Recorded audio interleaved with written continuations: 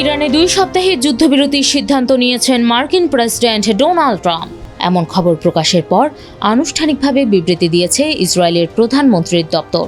বিবৃতিতে বলা হয়েছে, ট্রাম্পের এমন সিদ্ধান্তে সায় রয়েছে ইসরায়েলের প্রধানমন্ত্রী বেনিয়ামিন নেতানিয়াহুর। তবে এই সিদ্ধান্তে মোটেও খুশি নন নেতানিয়াহু। কাতার ভিত্তিক সংবাদ মাধ্যম আল জাজিরা এই তথ্য নিশ্চিত করেছে।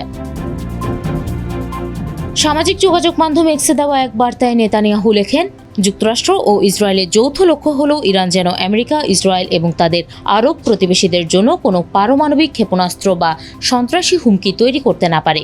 প্রেসিডেন্ট ট্রাম্পের এই প্রচেষ্টাকে ইসরায়েল পূর্ণ সমর্থন করে।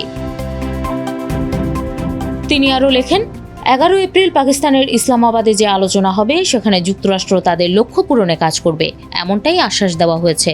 তবে এই 2 সপ্তাহের যুদ্ধবিরতি শুধু যুক্তরাষ্ট্র ও ইরানের মধ্যে প্রযোজ্য। লেবাননে ইসরায়েলের যে সামরিক অভিযান চলছে তা এই যুদ্ধবিরতির কারণে বন্ধ হবে না। ইসরায়েলি প্রধানমন্ত্রীর এই বক্তব্য পাকিস্তানের প্রধানমন্ত্রী শেহবাজ শরীফের দাবির সম্পূর্ণ বিপরীত। শেহবাজ শরীফ জানিয়েছিলেন, লেবানন এবং অন্যান্য সব অঞ্চলেই যুদ্ধবিরতি কার্যকর হবে, কিন্তু নেতানিয়াহুর কঠোর অবস্থান ইঙ্গিত দিচ্ছে যে লেবাননে হিজবুল্লাহর বিরুদ্ধে ইসরায়েলের আক্রমণ অব্যাহত থাকবে।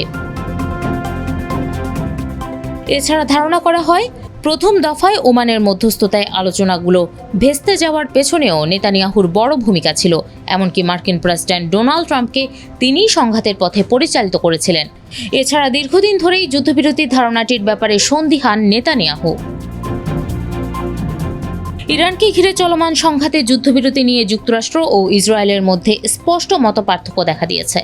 মার্কিন প্রেসিডেন্ট ডোনাল্ড ট্রাম্প যেখানে শর্ত সাপেক্ষে সমঝোতার কথা বলছেন, সেখানে ইসরায়েলের প্রধানমন্ত্রী বেনিয়ামিন নেতানিয়াহু এখনই যুদ্ধবিরতির কিছুটা বিপক্ষেই অবস্থান নিয়েছেন। 6 এপ্রিল এক্সিওসের প্রতিবেদনে বলা হয়েছে, নেতানিয়াহু ট্রাম্পকে অনুরোধ জানিয়েছেন এই মুহূর্তে ইরানের সঙ্গে যুদ্ধবিরতির পথে না যেতে। গত 5 এপ্রিল 2 নেতার মধ্যে ফোন আলাপ হয়, যেখানে তিনি এই বিষয়ে উদ্বেগ প্রকাশ করেন। তার মতে, এই ধরনের সমঝোতা কৌশলগত ঝুঁকি তৈরি করতে পারে। তবে ট্রাম্প নেতানিয়াহুকে জানিয়েছেন, ইরান যুক্তরাষ্ট্রের শর্তগুলো মেনে নিলে যুদ্ধবিরতি সম্ভব।